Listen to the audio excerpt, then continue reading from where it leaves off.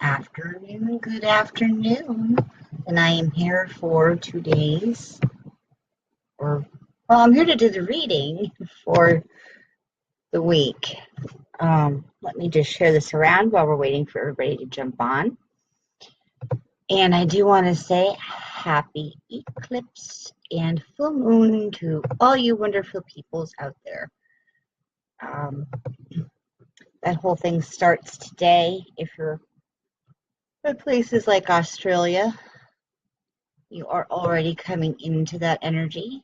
And if you are in the northern hemisphere, you're not quite there yet, especially here in the East Coast, where I am. But we are getting there. We will be there overnight until tomorrow. Okay, here we go. Sharing things. Sharing things is always wonderful.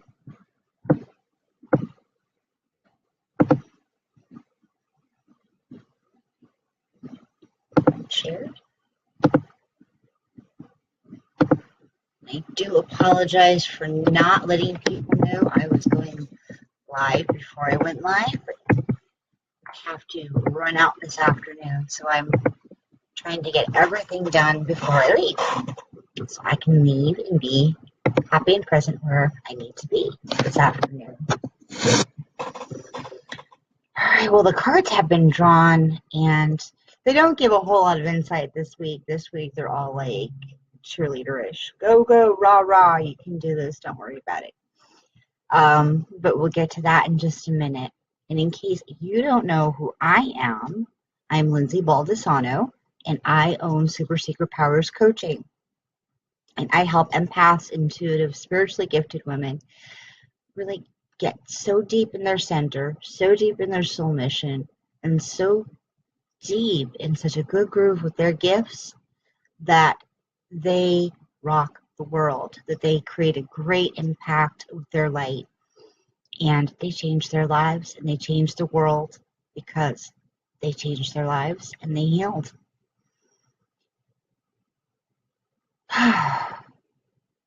It's one of those days. It will be a better day. It will get better. I will say that it's not necessarily bad. It's just I'm really feeling the release that this eclipse is bringing us. And this full moon, we're having a partial lunar eclipse over the next 48 hours, depending on where you live. And it's all about personal freedom, and it's all about our past. Well, it's not all about our past, but eclipses and retrogrades and whatnot, they tend to bring up a lot of rehashing from our past. And this particular eclipse cycle goes back to 1999, or it reflects what was happening in our lives around 1999. And for me, it was such a big year. It was the year I first went to Russia as part of my internship. I was doing archaeology in Russia that summer. And it wasn't the first time I was abroad, but it was the first time I felt like I was really stepping into who I thought I was going to be at the time. Well, you know, life happens, plans change, but I felt like I was entering that whole new phase of life. And that's what this eclipse, I think, really has us tapping into, that whole new phase of life. If we can plan a new adventure to really feel into who we want to be, who we're aiming to be, where would that adventure take us? And so part of that is now also releasing. Since it's been 12 years, an eclipse sorrow cycle is 12 years. It's been 12 years since we've had that energy. And maybe 1999 was a little different from you, but for me, it was all about new beginnings and big adventures, which is perfect for this number 1 year, really. It's like compounding influences for me. It really comes down to the personal freedom. Where was I when I was making some of these big choices in the last 12 years? I mean, I know when I was at that new beginning stage back in 1999, I felt pretty conscious of all the little things that I had made. Hi, Chrissy. How are you, sweetie? But in the intervening time, how conscious was I? Was I really in my power? Or was I making choices from fear because I was trying to hold on to something that I was trying to be? So while we might get some inspirations as to where we're going in the next 12 years, in the next 9 years or so, depending on what things you're finding important between 9 to 12 years as the new cycle goes through. We might have an idea, but we still have to live from the moment. We still have to live from the now and from the personal choice of now and be open to what can happen from now. And I know that might seem like, especially if you're intuitive, especially if you're emotionally sensitive, that you see potentials and you see them as real things. And you can so fully invest in that belief that that potential is going to be real. And I know that this now moment doesn't always seem like you can get from here to there, but that's because you can't quantum jump it. There is no from here to there like that. It's moment after moment, choice after choice, and being in alignment with who you're growing into. And so today, as we're going through that release, make it almost a personal ritual for today. Practice forgiveness. Forgiveness of yourself, forgiveness of your past, of choices you might feel a little regretful about now. Because in that present moment, when you did make that choice, you might not have known the things you know now. And you can't beat yourself up for not knowing that. You can't hold yourself accountable for that even now. Because how would you even know what to ask? How would you even know how to clear up some of the confusion you might have had when you were making some of those choices? You can't. You make the best decision for you during that time. And there go my dogs. They're absolutely crazy today. Every time they hear something on the road, they think somebody's coming up our driveway. Every single time, every 10 minutes. So we can't beat ourselves up for not knowing. We have to practice that forgiveness. I think it's called Ho'oponopono. We have to forgive everybody. Forgive everybody for believing their own stories instead of what was choosing best for them. Practice forgiveness to help you through this release cycle so you can get to the point where you know what the cards are talking about. Because the cards are talking big stuff today. The cards are talking trust in magic. Oh, of course, I can't get that to focus. From the Messenger Oracle deck, trust in magic. And the magic stream from the map deck, the Enchanted Map deck.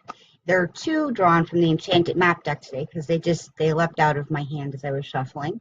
And the other one is Moonlight. How very appropriate for a partial lunar eclipse on the full moon. It's all moony, moony, moony.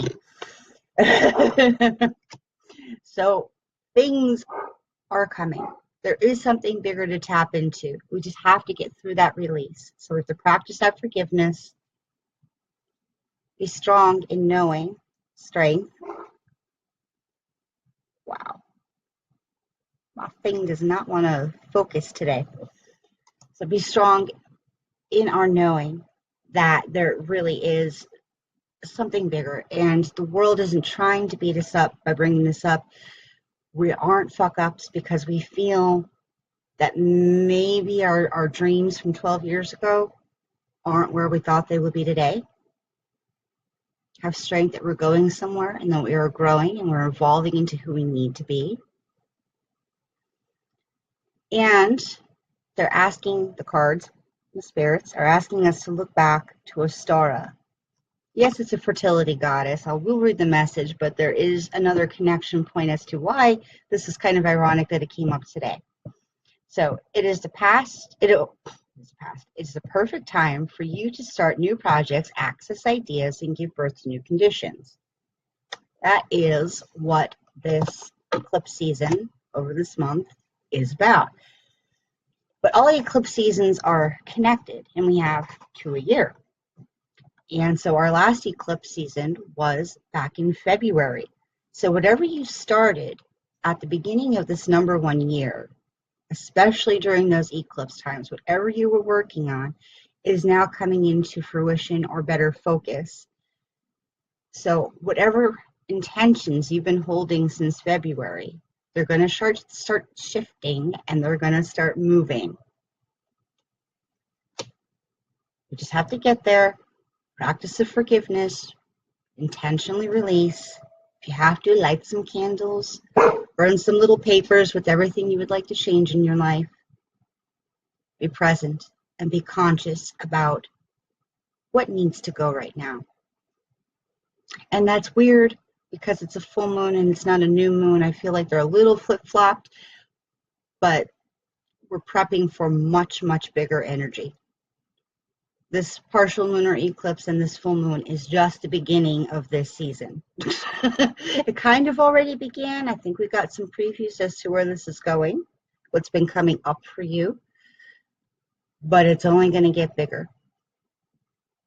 And we're going to start Mercury retrograde at the end of this week. So, yeah, this is not the week to make solid plans. This is the week to find the flow and go with whatever flow is there for you. And if you want a lot more information on this, I did just do a workshop, Thriving in High Vibe Times, and it's all about this eclipse season and how to deal with it and how to center through it, what intentions are going to be most advantageous to hold during these times so that we can keep moving forward and we don't get stuck and we don't start having a complete and total release where we get very ill feeling, because that can happen. We can get so tired that we don't want to move out of bed. Hi, Sean. Blessed be. But the workshop is $14.97 and it's on my website. I will drop the link for that. You can still get it. It's going to be up until August 24th so that you can get your energy on, so that you can tune into what's happening during this eclipse season and keep moving. And if you need more personal help or support, you can add a I need a sign reading to that. But I will drop the link for that in just a minute. But I'm going to hop off today because busy day, weird day. Things are flowing in all sorts of directions, and I had to wake up real early just to make sure I got in the time to be able to do this for you lovely late workers out there. And I will be with you again on Wednesday as we start getting closer to Mercury retrograde coming in. Don't worry. Get the workshop if you are already experiencing the retrograde crazies, because you don't need to stay in that state. You can come at it from a place of more inner peace, more inner calm, and a knowing that you are where you need to be and things are working in your favor. All right. See you Wednesday. Happy eclipse and full moon.